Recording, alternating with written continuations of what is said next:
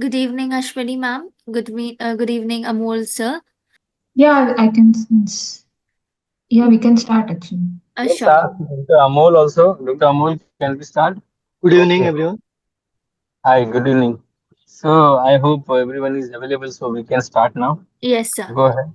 So today topic is case-based discussion on acute decompensatory heart failure, where the organizers are Dr. Akhilesh Tandekar, Dr. Gunadhar Padi, and Dr. Asif Iqbal. And we have the case presenter today, Dr. Ashwini Men. The moderator is Dr. Gunadhar Padi and Dr. Amol Kothekar. Ma'am, you can take over. Thank you. Good evening. So I'll be starting with my case.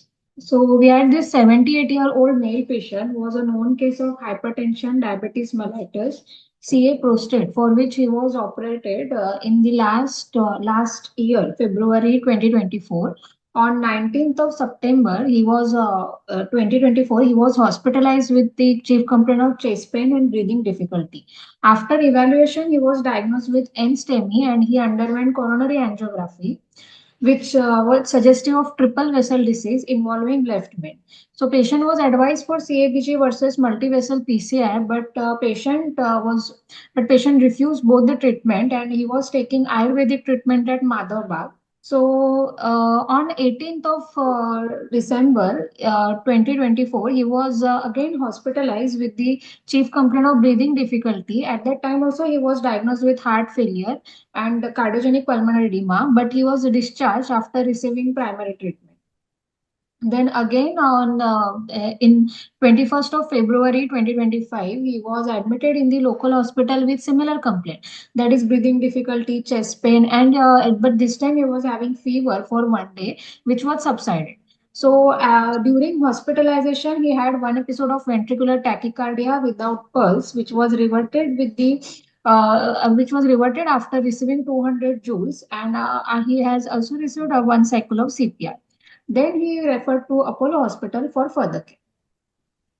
So on arrival at ER, the patient's pulse rate was 108. Blood pressure was bit on the higher side, that was 186 by 86. He was severely tachypneic. And he was in severe respiratory distress. So the respiratory rate was 32. Saturation was 88% on room air. So, and on systemic examination, S1, S2 was present. RS, air entry was equal on both sides. Coarse creps were there. Per abdomen patient, it was soft, non-tender, and CNS patient was conscious. So chest X-ray, ABG, ECG was sent. In view of severe respiratory distress, patient was started on NIV. He was requiring effort of 60%. So injection furosemide and NTG infusion was started in view of his pulmonary edema and high blood pressure. This was ECG of the patient, which showed normal sinus rhythm with heart rate of 100. So after some time, the patient was having this unstable ventricular tachycardia with pulse, which was reverted by the 100 joule of shock. This was the chest X-ray of the patient, which was suggestive of cardiogenic pulmonary edema. So immediately we did this lung scan, which showed multiple B lines. Bedside Turico was done, which suggestive of ejection fraction of 30%, diastolic dysfunction of grade 2, and moderate to severe MR.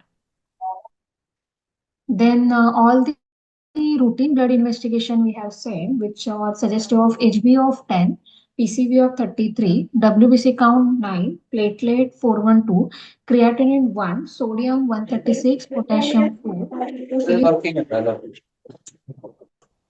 bilirubin 0.57, SGOT 37, SGPT 21, alkaline phosphatase was 194. Troponin was very much elevated, that was 4,843, and NT-proBNP was 5,000 and 5,018. So diagnosis. So after taking history and after physical examination, we have come to the diagnosis. So patient was diagnosed with acute decompensated heart failure with NSTEMI, triple vessel disease. So immediately patient was taken for PCI to LMCI and bifurcation PCI, and then he was shifted to ICU for the further care. So on arrival in ICU also, the pulse rate was 85, blood pressure was 170 by 80. This RR respiratory rate was 32, saturation was 90% on room air. So then again his S1, S2 was present, but chest air entry was equal on both sides, but crepitation was there. Per abdomen was soft and CNS patient was conscious. So we have started him on NIV Lasix. We have started him on Lasix infusion at 2 ml per hour and NTG at 2 ml per hour. So after starting Lasix infusion, patient started passing urine and he responded to our treatment, become stable. Along with this infusion, we have started him on Ecosprin dual antiplatelet in the form of Ecosprin 75 mg, Ticagrelor 90 mg BD, Nicoran, Atorvastatin, and Angiosprin. So next day, this patient developed PRB. His HB dropped down from 10 to 7. We transfused 3 point PRBC and this ticagrelor was de-escalated to clopidogrel. So immediately gastrology intro reference was given and the local packing was done and the patient was advised sigmoidoscopy after stabilization. So after that, patient had 2 episodes of pulseless ventricular tachycardia, which was reverted with defibrillation with 100 joules and 1 cycle of CPR. And then he was started on cordon infusion. But after starting cordon infusion, ECG showed QT prolongation. So we have switched this cordon infusion to lignocaine infusion. So next day, the patient's lab was HB was 7, WBC 30,000, platelet was 4,000, creat was 1, BUN was 13, sodium was 140, magnesium 1.4, calcium 7.4. So we thought this low magnesium is responsible for his ventricular tachycardia episode. So we have started him on the magnesium correction. So on day 2, again the patient had 2 episodes of ventricular tachycardia. So, but this time it was unstable. Means during the episode, patient was complaining of chest pain, but this time it was not pulseless. So it was reverted with the synchronized cardioversion, and patient was continued with the lignocaine infusion, and tablet mexiletine was added. So this was his investigation on day 3. HB was 10, WBC was 9, platelet was 3,76,000, creat was 1.06, sodium 142, magnesium 2.1, and calcium 7.8. But the patient was not financially affording, so they asked for DAMA. Hello. Hello. Yes, ma'am. So I have finished with my case presentation. So what is your diagnosis of this case? Can you take us through your first slide, and from there Yes. onwards we can go ahead. Yes. And yeah, Dr. Amol, please go ahead. Yeah. So you can just summarize your diagnosis. So this patient was diagnosed with acute decompensated heart failure. The cause of this acute decompensated heart failure was NSTEMI. He was diagnosed case of acute coronary syndrome, non-NSTEMI with triple vessel disease. Okay. Now let's go through this case again. So basically, he is diagnosed to have a coronary artery disease and advised treatment. He was advised CABG versus multivessel plasty, but he refused and he was taking Ayurvedic treatment at Madhava. So now, so this is a very common scenario.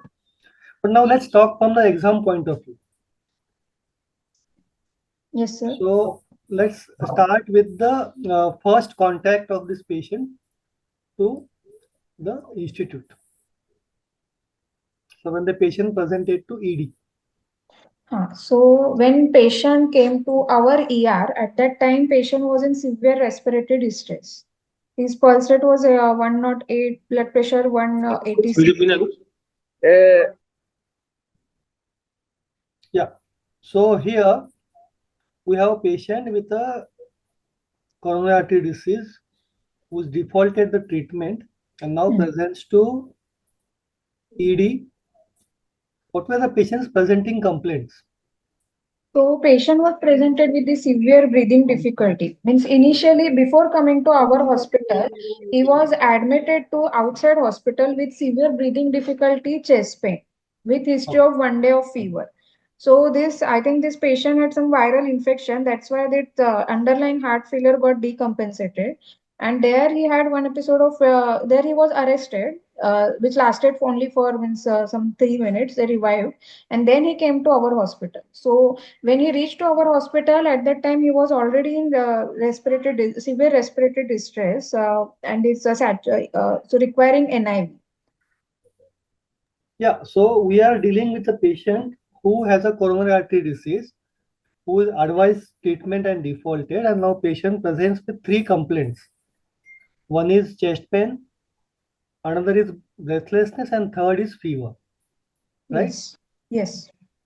And then if you look at the patient's vital signs, clinical examination, what you find in this clinical examination? So the clinical examination, I found his patient was severely tachycardic, tachypneic. His blood pressure was high. Then creps were there on bilateral. Bilaterally crepitation was there, which was this was due to cardiogenic pulmonary edema. Okay. So what are the differential diagnoses that you can think about, apart from your coronary artery disease? What are the differential diagnoses? So in this case, Yeah. so one can be viral fever. Means since the patient was having history of fever, chest pain, breathing difficulty, only chest pain. It could be aortic dissection because patient was having this high blood pressure. Okay. Anything else? Then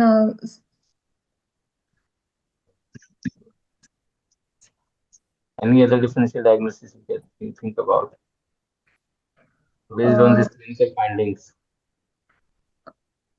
You said coronary syndrome, you said viral pneumonia.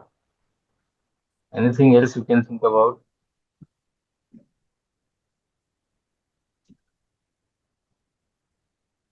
Can there be viral myocarditis? yes, it can be viral myocarditis. Yeah, There can be can be possible. pulmonary embolism. As you said, there can be aortic dissection.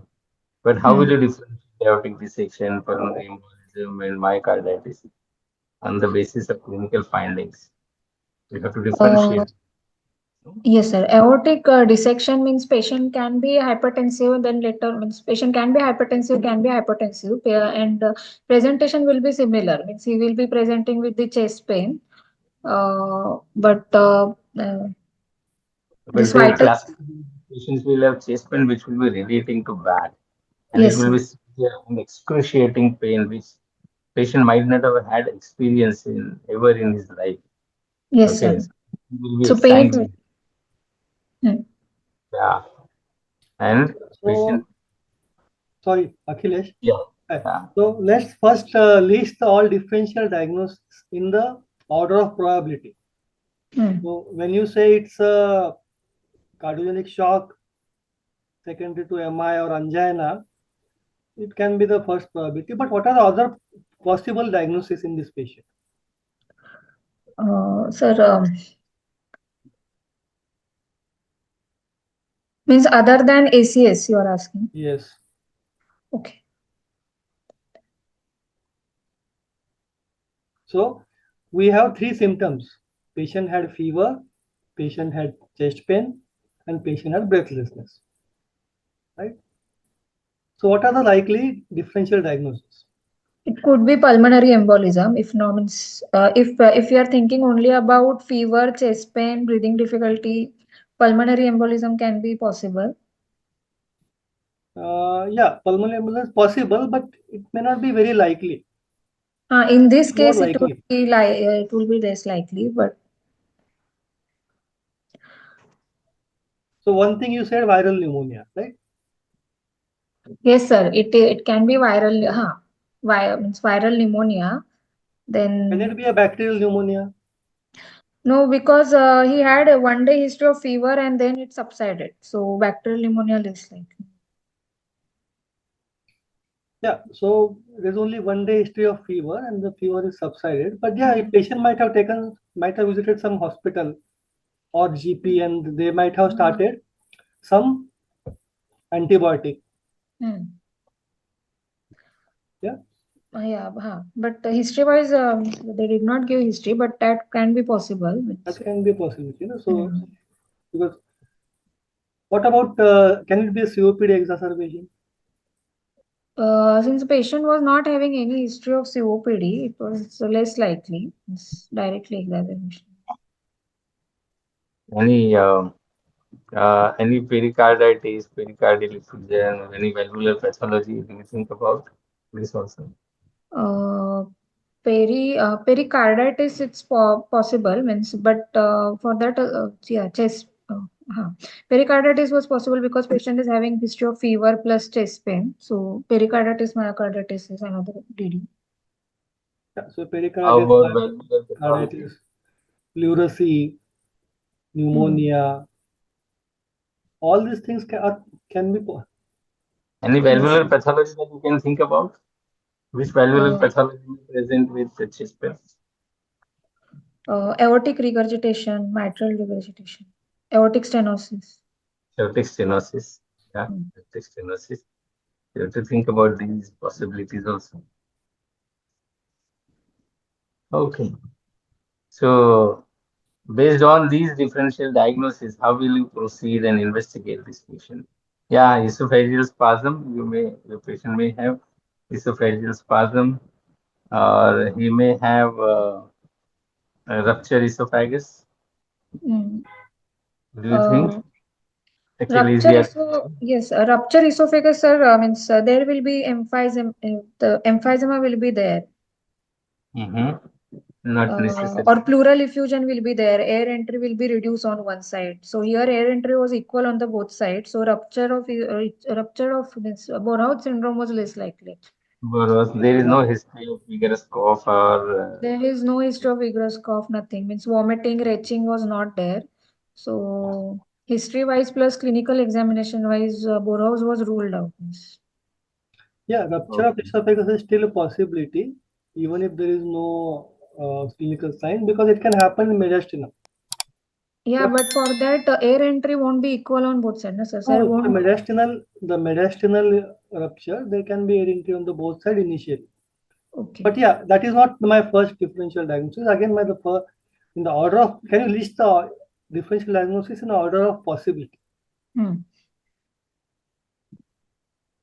You can So cut down to 3 to 5 differential diagnoses.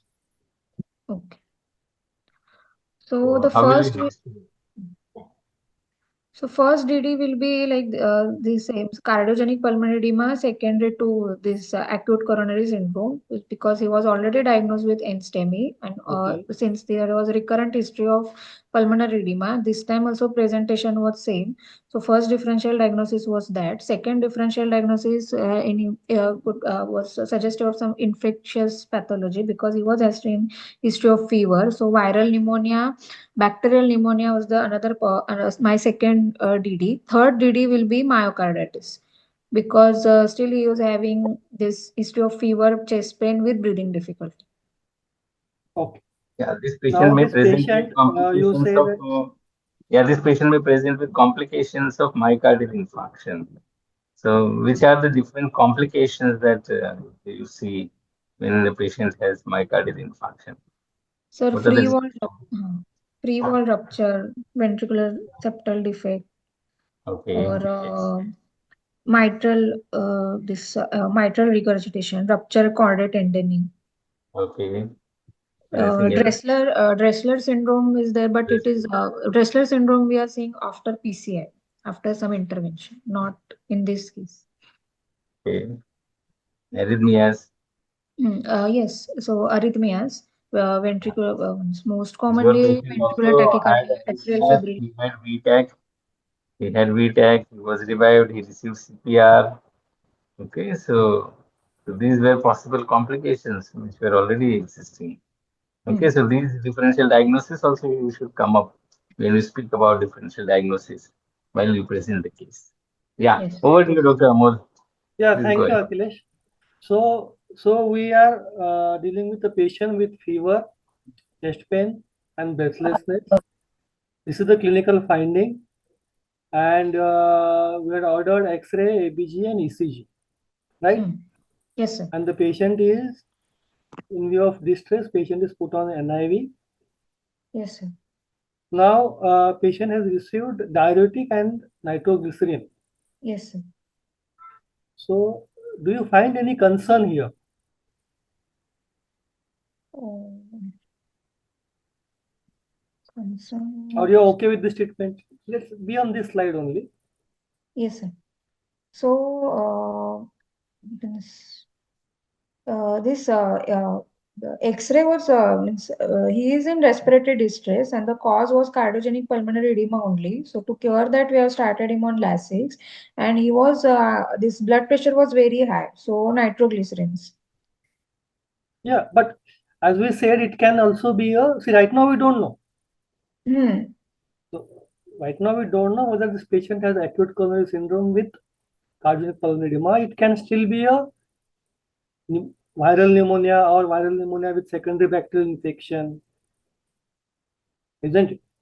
Yes, sir. Means NTG actually, in case of any valvular disease like aortic stenosis or LVH, the NTG can cause hypotension. Yeah. Or If if you, it is inferior wall MI, hmm, then NTG can cause hypotension, means drastic. all inferior wall MI, Inferior wall MI. all inferior wall MI, you will. It's a problem or specific inferior. Right wall, sorry, right ventricular inferior wall MI with right ventricular involvement. Yeah.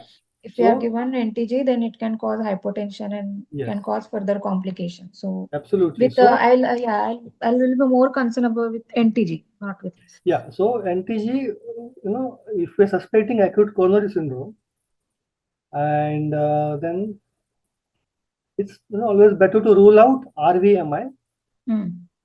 while you're starting NTG. Yes. And why so? Because it can cause hypotension. Can cause And hypotension. What is the physiological basis behind it? in RV wall infarction, the RV contractibility will be less, and the nitroglycerin will cause less. It will result.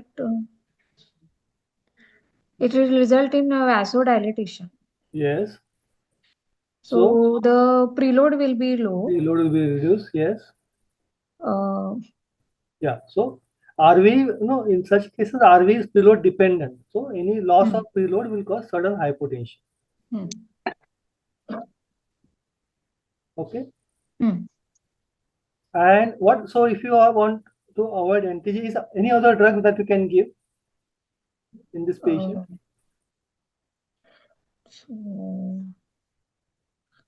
so, to reduce his blood pressure, Reduces blood pressure.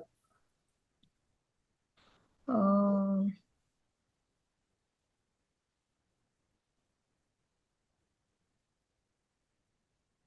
Reduce respiratory distress.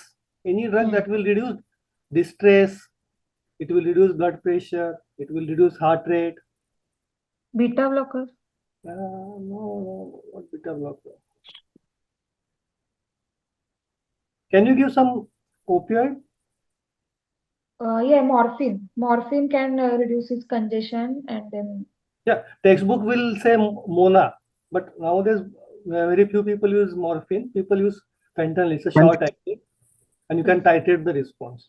hmm, Because see, right now we are not reached a diagnosis. We're still looking at a three differential diagnosis, isn't it? hmm. Now, second thing is Lasix. So, what will be your concern before giving Lasix? So before giving Lasix. So yes, blood pressure means Lasix we cannot administer if the blood pressure is too low. Yeah, but in this patient, Uh, in this patient,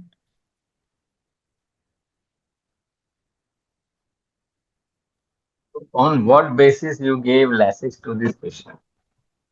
So because the patient is having this pulmonary edema and already in fluid overload, so we have given Lasix See, to right reduce. now we don't know whether patient has pulmonary edema or fluid overload. You know? But just the patient has arrived to ED.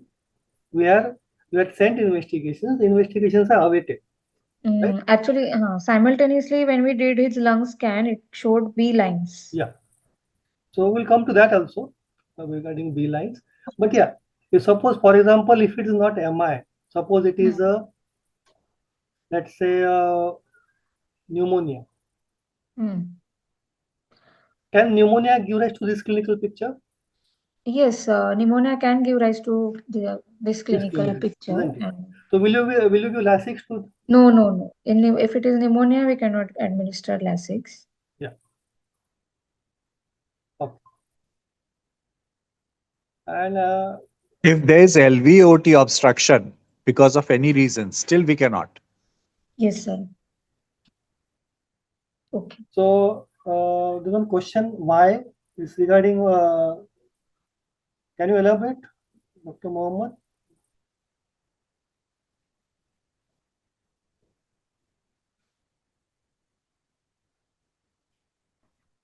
So we can move on to next slide. Yes, sir.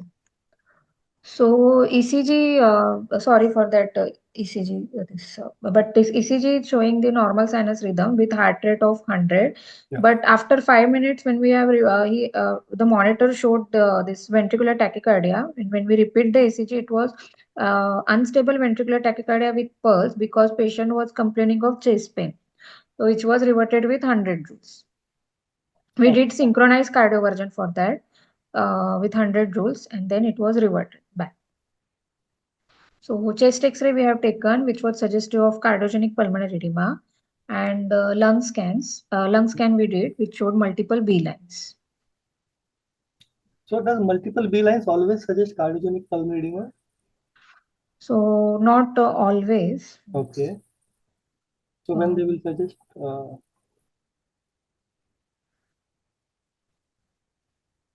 Or do you have a specific B line pattern of cardiogenic pulmonary edema?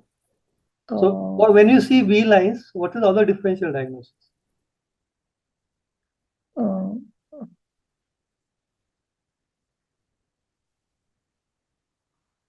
It could be like.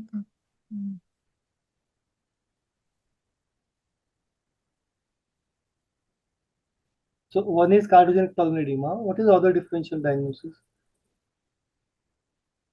Will you see B lines in pneumonia?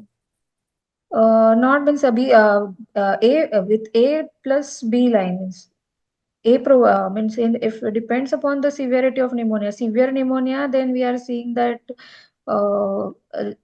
if it is a mild pneumonia, then that jellyfish sign, and in severe pneumonia, it's not exactly B line. It is a mixture of A plus B line, and it is more like starry sky appearance because of the consolidation of the lung. Okay, I'll clarify here. In patients with mild pneumonia or even viral pneumonia, you can see a B lines pattern like this. Yes. So this pattern is not unique to cardiogenic pulmonary edema. You can see it in a viral pneumonia. We had seen this in COVID. Okay. You can also see B lines in pneumonia. You can also see B lines in ARDS. Yeah, ARDS means B line is. Yeah. I have seen B lines in ARDS. Yeah, because this patient was admitted to other hospital, was getting treated, and then patient presented. So that much period might be sufficient to have some infection causing to ARDS. Or even acute coronary syndrome can also cause ARDS. Okay. So looking at the B lines, how will you differentiate between these different pathologies? Okay, whether it is ARDS or acute pulmonary edema, like that. Or pneumonia. Means we need to correlate with the clinical history first. Yeah, but only on the, if you look at the ultrasound pattern, How will you differentiate between a Cardiogenic B-line? pulmonary edema, B lines will be means it should be more than 3. Comet tail appearance should be there. See, this more than 3, less than 3, all this tells about the severity. Okay. It doesn't tell us about the etiology. Okay, I'll make it simple for you. If you have you heard of shred sign? Yes, red sign is seen in pneumonia. Yeah. So shred sign is seen in pneumonia. What about ARDS?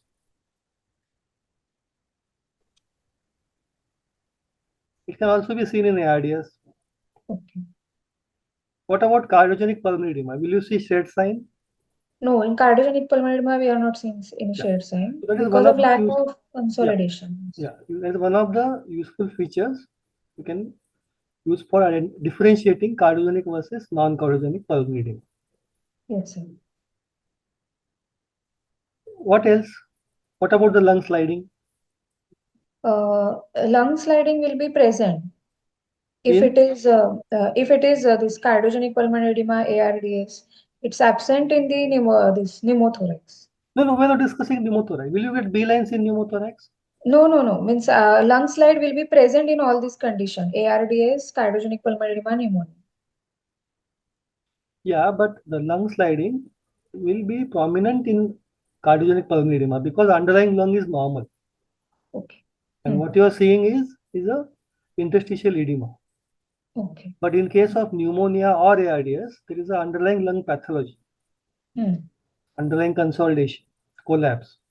And So less prominent the sliding will not be as prominent as you as see in cardiogenic pulmonary edema. okay. Sir. Okay. Yes, sir. Any unanswered questions are there? Yeah, one thing was one question was CBC finding. Yes. So obviously, when you're talking about two differential diagnoses, one is MI, other is infection. CBC definitely going to help us. If you fluid overload, fluid overload will cause B lines, and it will be similar to cardiogenic pulmonary edema. Effusion will not cause B lines. Yes, sir. Okay. So you can go back to that X-ray.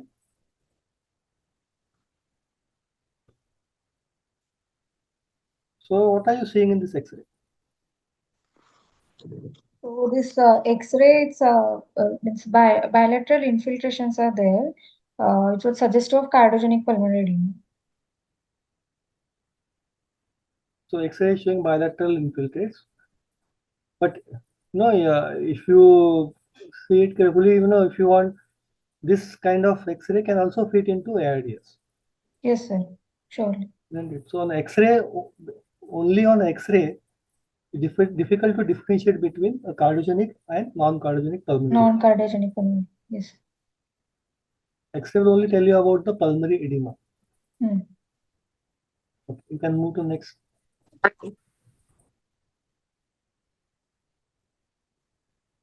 Then, sir, bedside 2D we did of that patient, which was suggestive of ejection fraction of 30%, then diastolic dysfunction of grade 2, and moderate to severe MR was there. Okay. So when you say ejection fraction 30% in this scenario, what else I'll be more interested in knowing?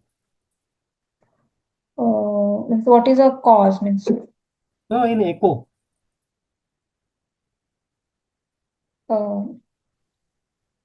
any valvular pathology is there or not? Ejection. No, ejection fraction means you're talking about LV systolic function, right? Yes. So what other thing is important to know in LV systolic function? Any regional wall motion abnormality is Yes. there? Yes. So does this patient had any regional wall motion abnormality? Yes. So there was a regional wall motion abnormality in this inferolateral wall. Okay, so there was a regional wall motion abnormality in inferior lateral wall. And which coronary vessel it would correspond to? If it is inferolateral, then RC. LAD or RC. Yes, LCX, RC. It could be L6 also. It could be LCX, it could be RC. And also you mentioned diastolic dysfunction grade 2 and moderate to severe MR. So what do you understand by this MR? So when you say MR, I would also like to be interested in knowing one more thing about LV anatomy. In this case, whether there is LVH is present or not. whether LVH is there or not? You want to know? not LVH. LVH is more relevant in diastolic dysfunction. Yes. When we talk about mitral regurgitation in a patient with acute coronary syndrome, with low ejection fraction, what else you will look like in the LV dimensions?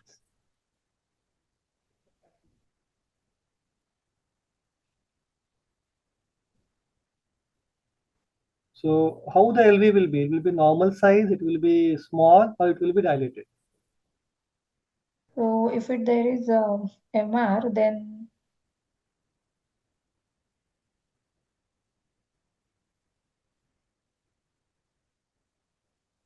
it will be it will be small because mitral regurgitation is there. Yeah.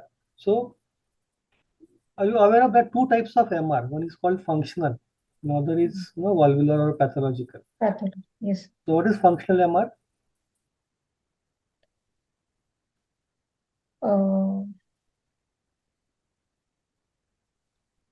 So functional means, functional by itself, it means the mitral wall per se doesn't have any pathology. Yes, but you are getting mitral regurgitation.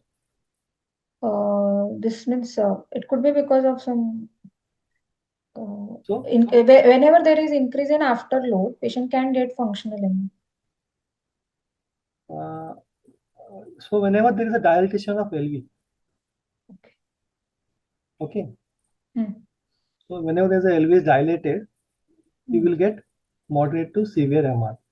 That's why whenever we look at a patient having acute MR, especially acute MR, we're interested in knowing the size of LV because dilated left ventricle will give rise to functional mitral regurgitation.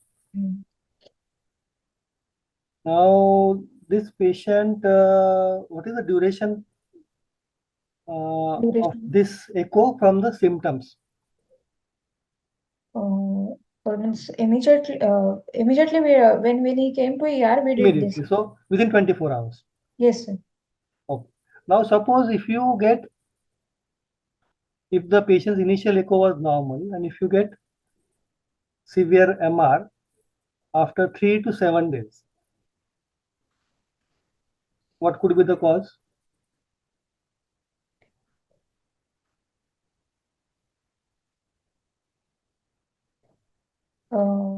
Infective endocarditis. Infection won't happen. So you are aware about the mechanical complications of mitral infarction? Yeah. So there will be could be because of a ruptured chordae tendon. So rupture chordae tendon or papillary muscle can give rise to MR, but that is never in acute stage. That will be generally after 3 to 7 days. Okay. If you are getting MR immediately, so it could be a functional MR also. Okay. Related to dilated left ventricle. Okay. And why we are looking at diastolic dysfunctions here? So to diastolic dysfunction, to know it could be the cause of heart failure. Means there is a system. There is a presence of both systolic as well as diastolic dysfunction. Means that is a cause of one of the cause of heart failure in this patient. Okay. Yeah, but why diastolic? So diastolic dysfunction will tell us about the Indirectly, what we are looking at here. We're looking at LA filling pressures. Yes, sir. So this patient is having pulmonary edema, Yes, sir. isn't it? Now, is it possible that the patient can have a normal diastolic function with Yes, cardiac shock and pulmonary edema? yes, it is possible. If the patient's ejection, if patient is having systolic dysfunction, then it's possible patient is having means normal diastolic function and then cardiogenic event. Okay, so a abnormal systolic function dysfunction only will never cause pulmonary edema. Okay. The pulmonary edema is generally caused by the increasing LA pressure, and that you will see in the Diastolic. diastolic pressures. But sometimes in MI, you can get what is known as flash pulmonary edema. So what is flash pulmonary edema? Flash means there is a sudden because of sudden abnormal function of the heart, the patient is having this pulmonary edema. Yeah. But then the heart recovers, Hmm. and when the patient actually present to ED, the patient might be either normovolumic or even hypovolemic. Yes, sir. It's possible. That's why I raised the concern about giving diuretic to this patient Okay. before knowing the patient's fluid status and the cardiac status. Okay. You can move to the next slide. Okay. So, What here you had sent this investigation. So let's look at one by one. So why did you send CBC? So, sir, means we were planning to ship this patient for cath lab. So we have sent this CBC and everything. So we wanted to know what's his HB status. And since the patient was giving history of this fever also, this infective pathology also we wanted to rule out. So he will definitely like to look at the total white cell count. If it's abnormal, there can be a suspicion of it is infective more pathology. towards the infection. Sorry? If WBC counts were raised, then it's more towards infection. Okay. Now, why RFT? LFT means to see the sign of congestion. Why kidney functions? Why did you send kidney functions? Kidney function means to know means whether there is existing renal diseases there or not, because patient was having this heart disease since now 4 or 5 months. Yes. So whether there is any presence of cardiorenal syndrome or whether this LV failure has any impact on kidney or not, that we wanted to see, because we want to ship Something this more patient. common you can think of. Means it could be deranged in infectious condition. No, regarding kidney function. So many of these patients, they might be getting some diuretic or ACE inhibitors.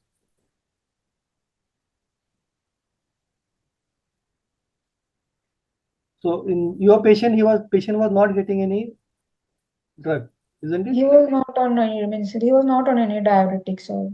Okay. Right. So his troponin was very high, that is 4,843. NT-proBNP levels were 5,081. Okay. So now we started with 3-4 differential diagnoses. So now we got some investigations and we got echo. So based on that, how will you like to rule out few differential diagnoses and pinpoint to one diagnosis? Okay, so now we got everything. So this after seeing his lab investigation, the chances of infection is less likely because WBC counts are within normal range. Okay. And then so there are less chances of myocarditis and pericarditis kind of thing. Then So you are saying myocarditis is not possible? No, it's still possible because troponin levels were too high, 4,000. It's still possible, but less likely. Myocarditis is always means possibility was there because there was a history of 1 day of fever, so it could be viral myocarditis. Something. Yes. So just by looking at WBC count, we cannot say we have ruled out myocarditis. Okay. Fair enough. Then because it is if it is viral, then WBC count won't raise that much.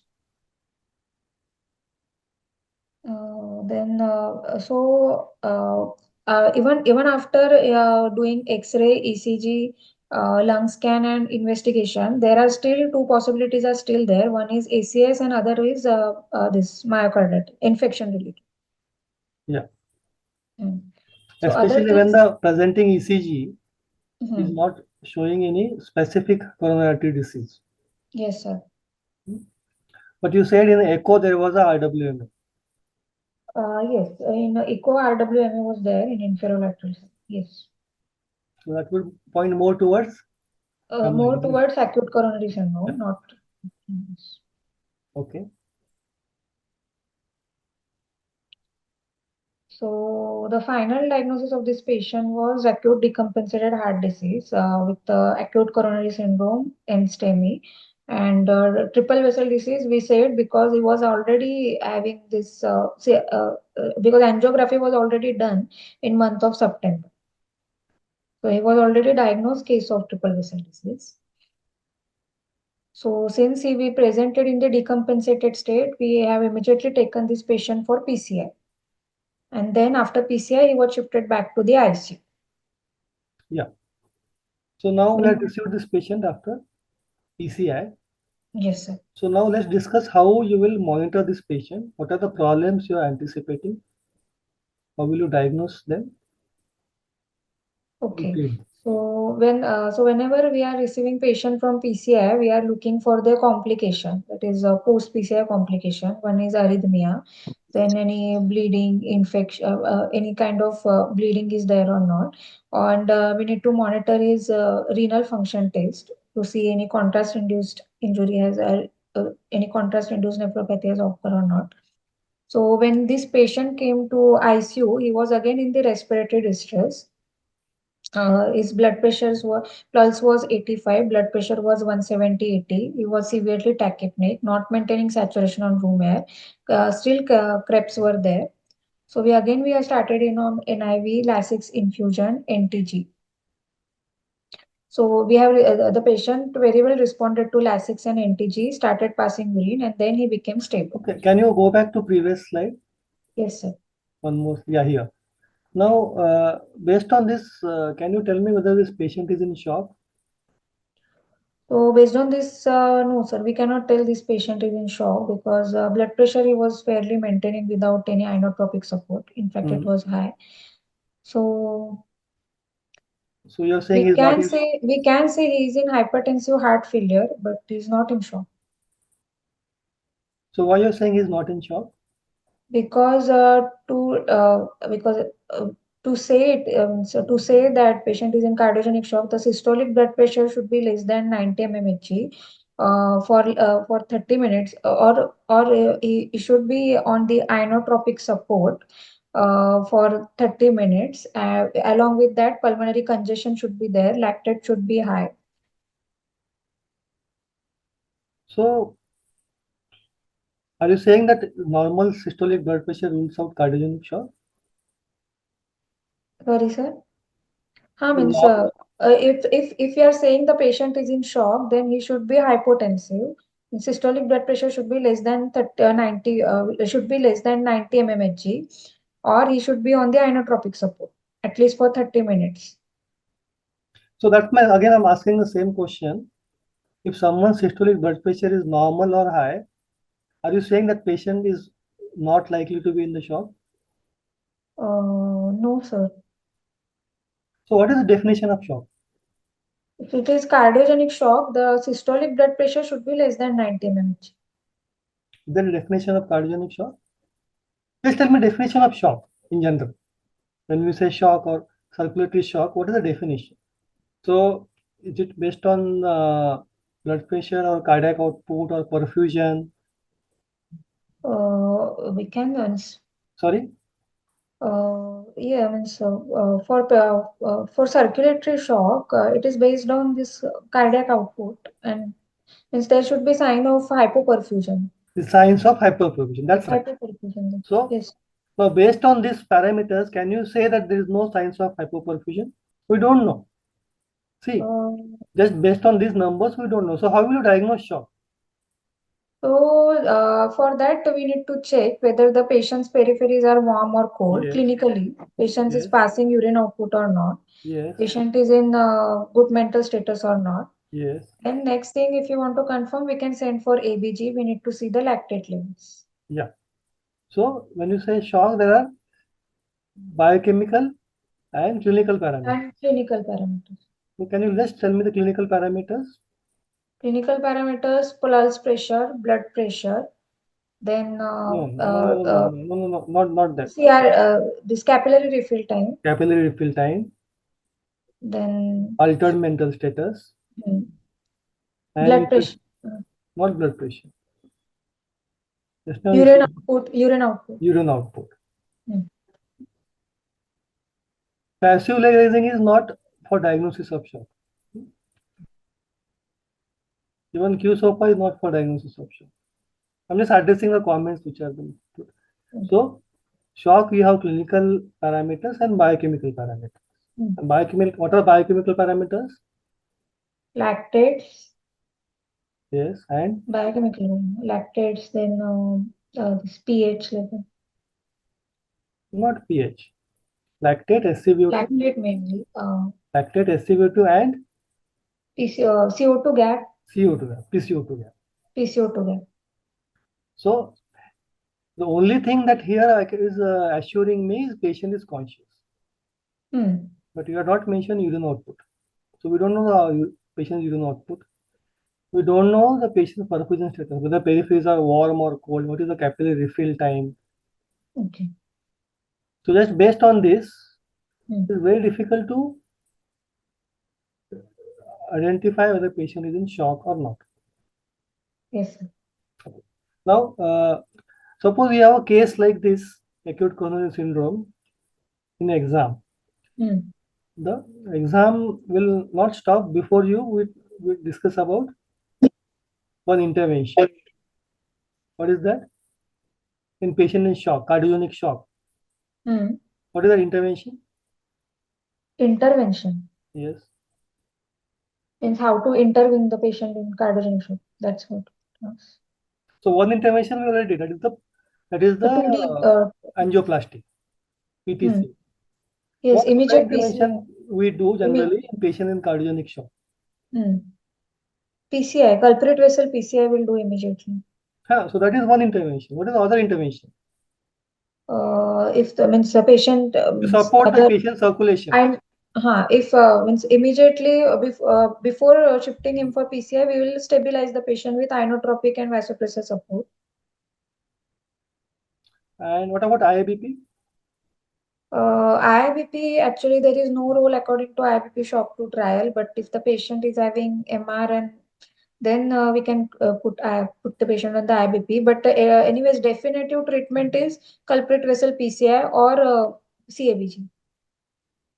Okay. So in this patient, suppose you say if you identify patient is in shock.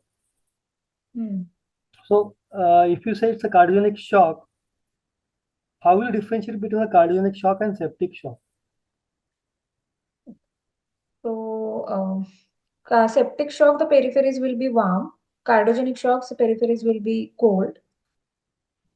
In anything about the cardiac output, cardiac index? Yes, cardiac output and cardiac index will be low in this cardiogenic shock. So what will be the figure in cardiogenic shock? This cardiac index will be less than 2.2 in cardiogenic shock. So in patient in shock, if you have a low cardiac index of 2.2 and or low, then you will think of cardiogenic shock. If it's more, then it's a septic shock. Other shock. So suppose this patient had cardiogenic shock. Will you consider IBP in this patient? So actually, IIBP has no role in means according to shock 2 trial, but only role of in IIBP if the patient has MR, then we can consider IIBP. Okay. So what about this patient? This patient had severe, means MR was moderate to severe MR was there. So if you then IIBP can be one of the option, but it doesn't have any role in the mortality or in means in any 30-day ICU survival. So will you put or will not put? So for this patient, we can consider IIBP if the patient is not improving. We can, yes. So in this patient, there are some favorable points in favor of IIBP. Yes, there are 2 points which are going in the favor of IIBP. So one is ejection fraction was 30% and other is this patient was having moderate to severe MR. So we can explore the option of IIBP in this patient. So one is mitral regurgitation, other is, you can say high risk PCI. I'm not aware of any cutoff ejection fraction for IIBP. Okay. Okay. Now, even if the use of IIBP has fallen down since last 10 years, for your exam preparation, you should know in and out of IIBP how it works. So, can you tell me how IIBP works? Yes, the principle of the IIBP is based on the counter Tell me the pulsation. two physiological benefits of IIBP. Two physiological benefits. It helps in it helps in augmentation of the diastolic pressure. Okay, so whenever there is a diastole, the balloon is getting balloon is that is because of actually the augmentation. So how it helps? so because of the augmented diastolic pressure, there will be the increased coronary feeling. That's why it helps in the contractility of the heart. So the diastolic blood pressure augmentation improves coronary blood flow. Coronary feeling is Coronary oxygen supply is improved. improving. That's why it's help in failing heart actually. What is the other effect of IIBP?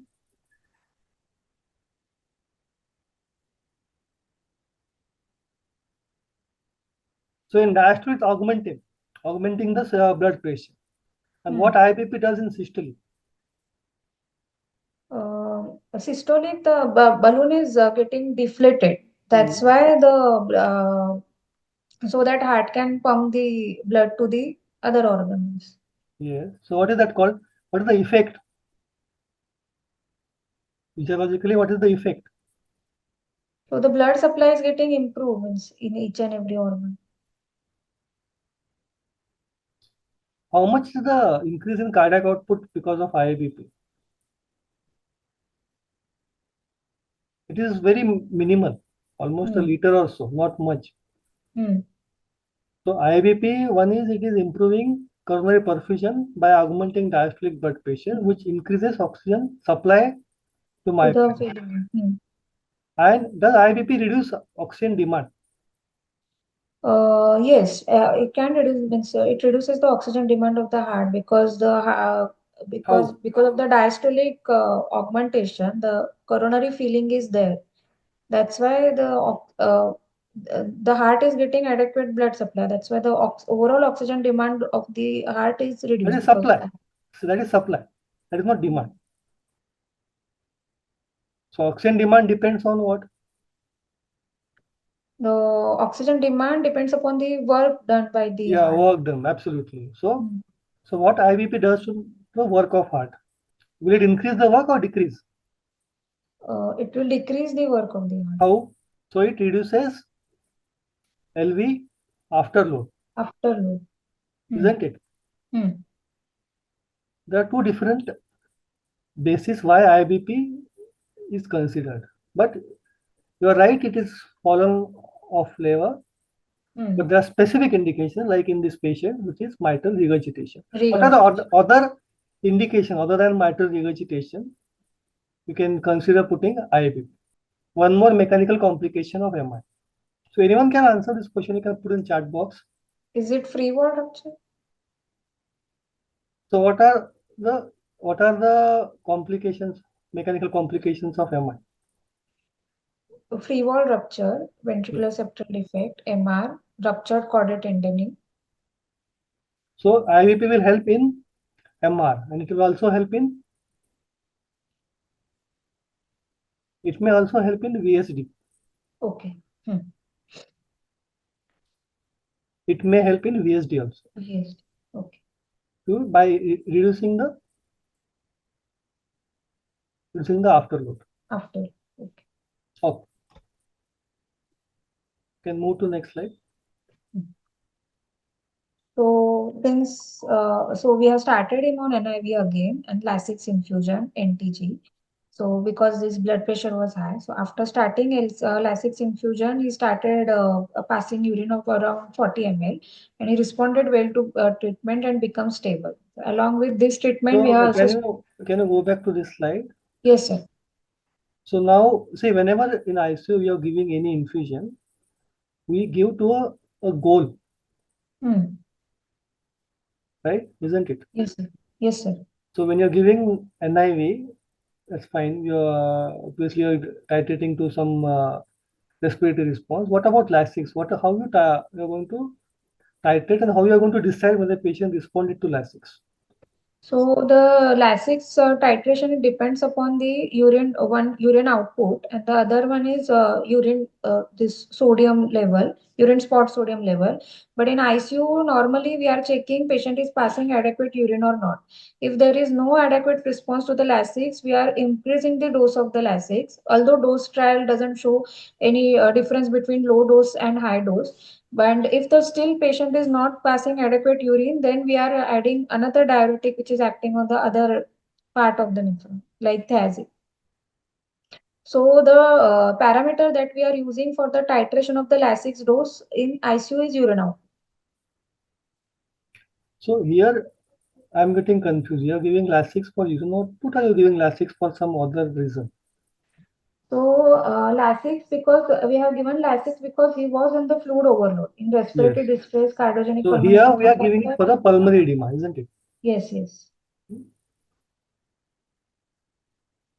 So And we are Lasix giving for urine output. for decongestion. Decongestion. How will titrate NTG? NTG we have titrated based on the blood pressure. Okay. And what happens to heart rate when you give NTG? So tachycardia. Heart rate, heart rate remains same or it changes?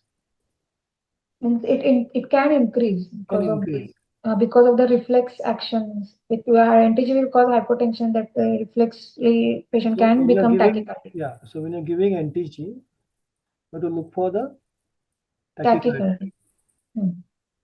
And how much heart rate you will titrate in this patient? Maximum heart rate.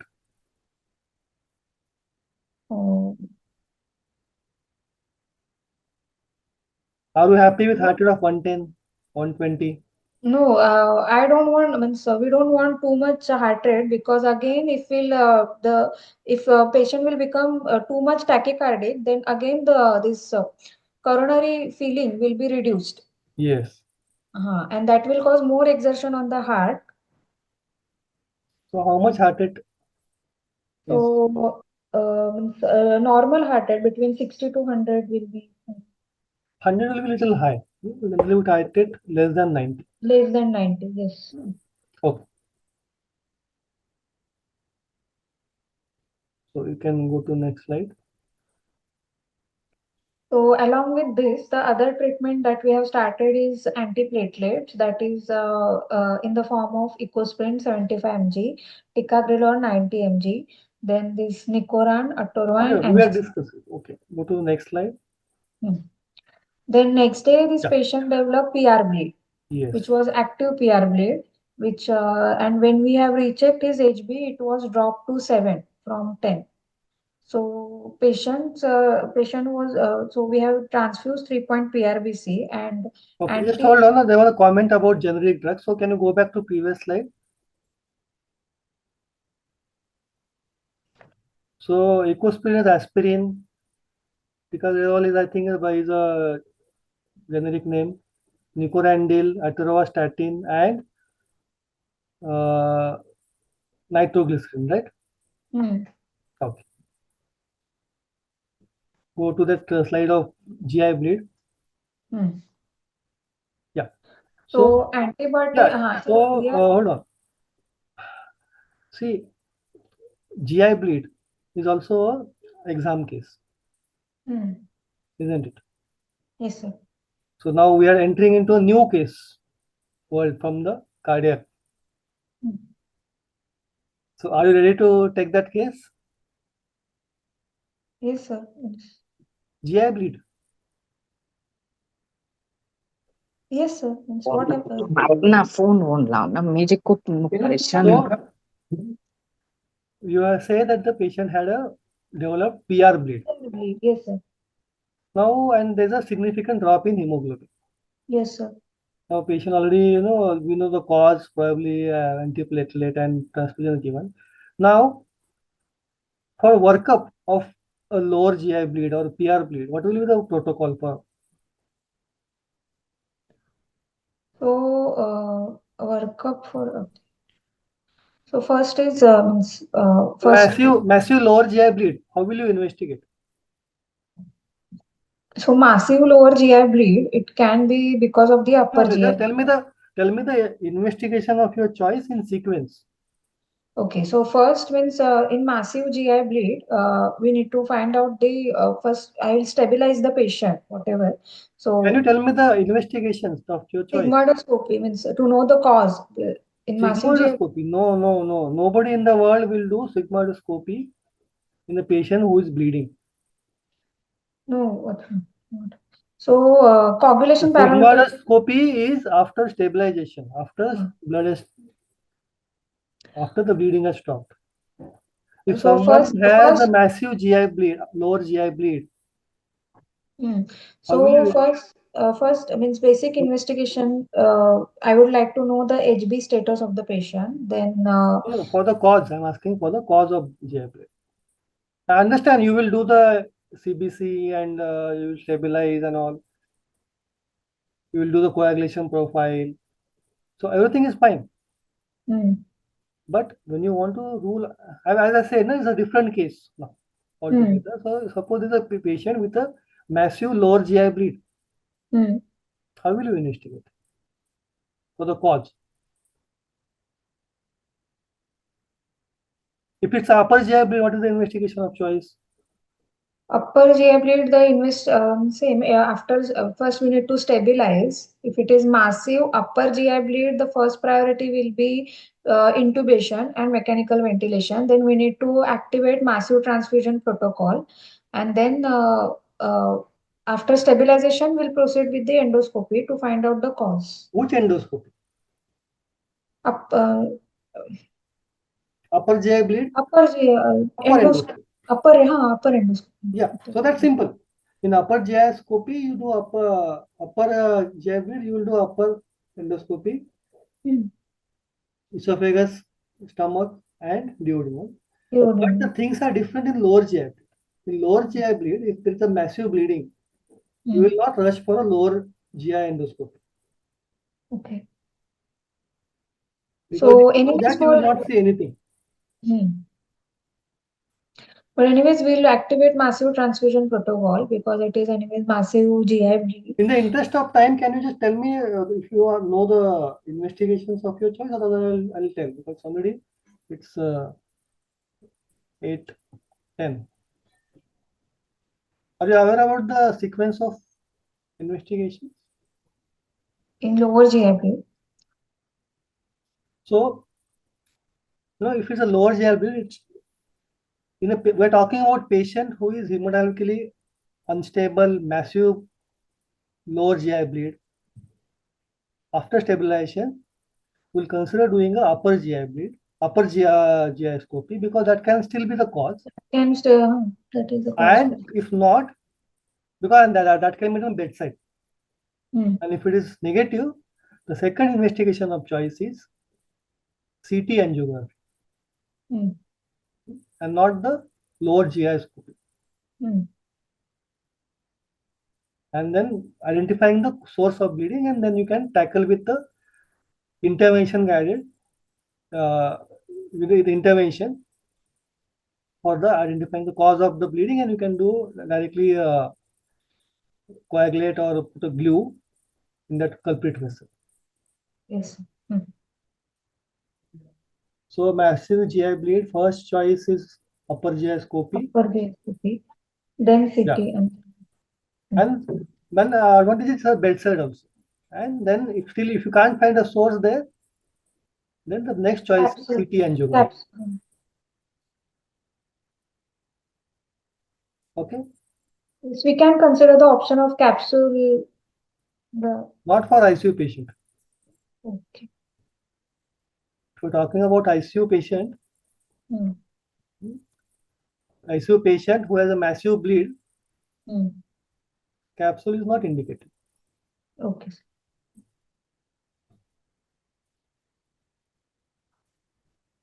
So, Dr. Akhilesh, anything else you want to discuss?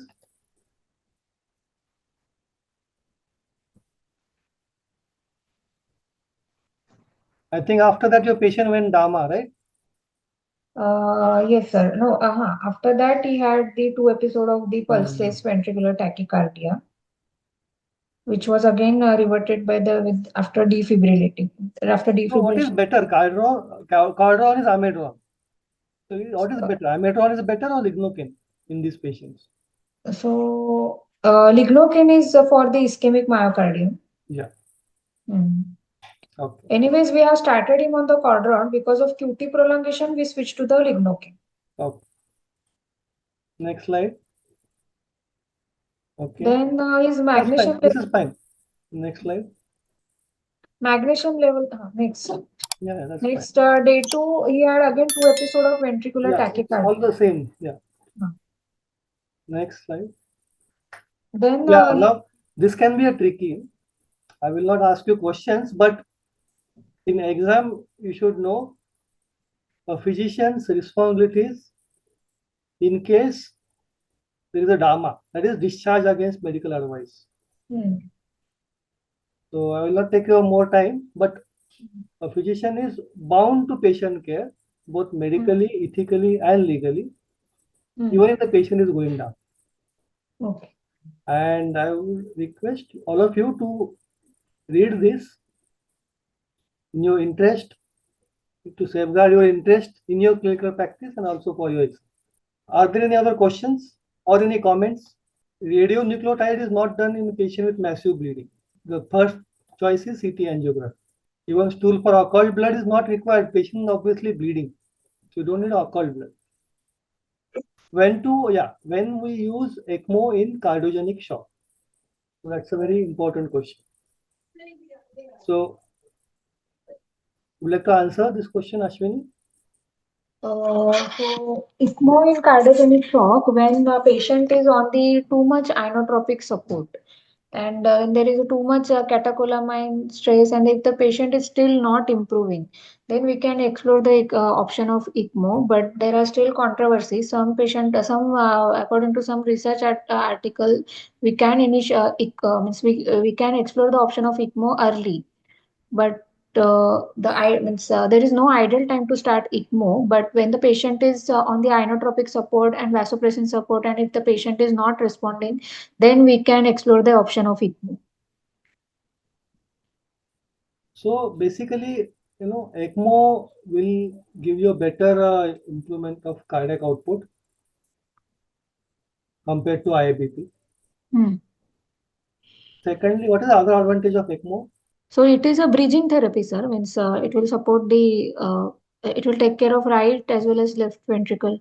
So no, that's fine. But what is the other advantage of ECMO compared to other cardiac assist device like IABP, Impella, tandem heart? So ECMO will also give you oxygenation. So if the patient, like in a severe cardiogenic shock where oxygenation is an issue, you can consider putting the patient on ECMO. Again, the treatment of in cardiogenic shock. What is the treatment of cardiogenic shock? So the treatment for the cardiogenic shock is the PCA of the culprit PCI. vessel. Yes, and all these, whether you use ECMO or IABP or Impella, these are bridging therapies till for the recovery or definitive surgery. Yes, sir. Now, what is the specific problem of ECMO in these patients?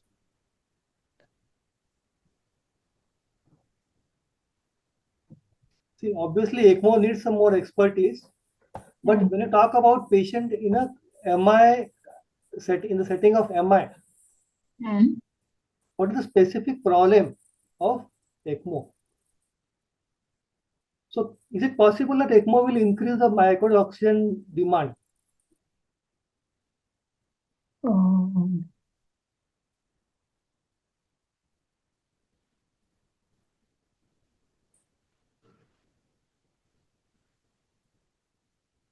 So, in ECMO, if we are not venting the LV, then that can cause LV distension and that can cause myocardial infarction, worsen myocardial infarction, it can worsen cardiac failure. Yes, sir. So if you're using ECMO, which ECMO you'll use, VA or VV? VA ECMO. VA ECMO. But when you're using this, always make sure that you are venting the LV. Otherwise, if you don't do that, you will cause more problems. Yes. Any other queries?